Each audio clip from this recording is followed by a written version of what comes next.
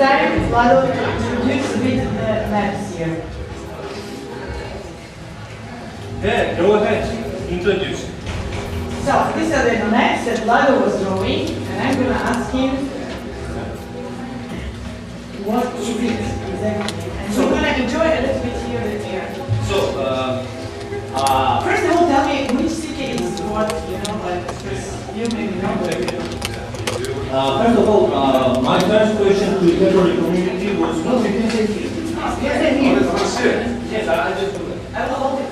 So, first question was like, do you accept of Georgian guys and our friends, do you know like something about Caucasus and Georgia and about this region? Who knows some stories like about Northern Caucasus? So I know like what kind of outfits I have. Sheva, not from Georgia. Yes, that's right. Do you know something about Caucasus other leaders because they are like 350 nations and sub-ethnic groups in Caucasus. It's lots of people. But somebody else, do you know something about Caucasus?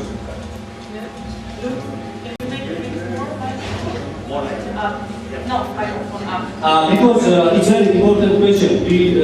I meet lots of immigrants here from Northern Caucasus. And lots of Dutch people or Belgians or other Europeans, they don't know that they are from North Caucasus. North Caucasus was a region which was in the 90s heavily bombed by Russian military forces. In 90s until now. And it's less broadcasted by TV. What I do, I always emphasize this moment because I live there and I can read the interactions on the different websites and Facebook forums. So these people, this is Abkhazian map of one of the cities in Abkhazia. This is separatist region in Georgia. This one of the cities next to the sea. You see here the dolphins I think this is all Black Sea dolphins. Now, what Abkhazians they say about the dolphins, Abkhazian dolphins they come closer to human than any other dolphins in other seas.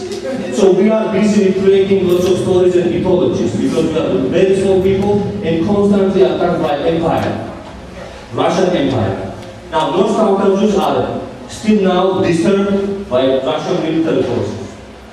And okay, and this second is. And this is not second, this is first, we will find city. It's Kutaisi. It's West Georgia. It's first industrial city in Caucasus. And in order to, as you see, my first citizen input for museum TV station was... Also my first, I was born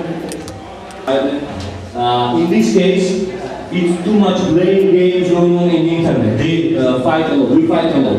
Abkhazian, Georgians, Ingushetia, this is Ingushetia and down there in Chechnya, it's one kind of like a Spanish people, they're like a Wagner people, they are Chechens, Cherkess, Ingush people in North Caucasus.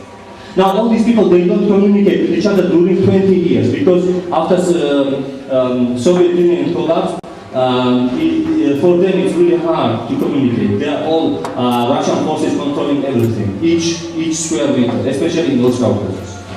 Now, I did, this is first map not because I'm proud of being from Kutaisi, but I did this map in order to show them some kind of step of communicating. So this is content of museum TV station. I made this map, I draw it's in Russian in order to communicate with the rest of North Caucasians because they read Russian, they cannot, most of them cannot read or write in English. So I communicate in Russian. They have their own languages, yes. 320 different groups of people, ethnics, sub-ethnics, etc. I made this map and I showed my district, my house, my neighbors, neighborhood, 90s, 80s. It's day and night. It's lots of simultaneous things often happening in my map. It's like in my childhood I'm driving bike, it's the playgrounds, where my neighbors working, what kind of extra jobs they have. And lots of people from Kutaisi and from Georgia, they used to go in 80s and 90s to these regions, Abkhazia, Ossetia, etc. No, for business. So this is simultaneously a map of social activities and economical map.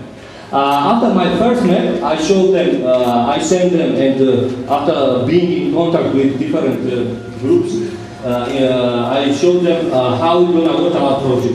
So, contacting many people, I stopped on 3 people, like Inga from Abkhazia, separatist region from Georgia, Inga Ketsva, who you can see like her communal house and shared toilet, place for bath, neighbors, cinema where they don't have chairs, so they have to go to see new movie with their own chairs.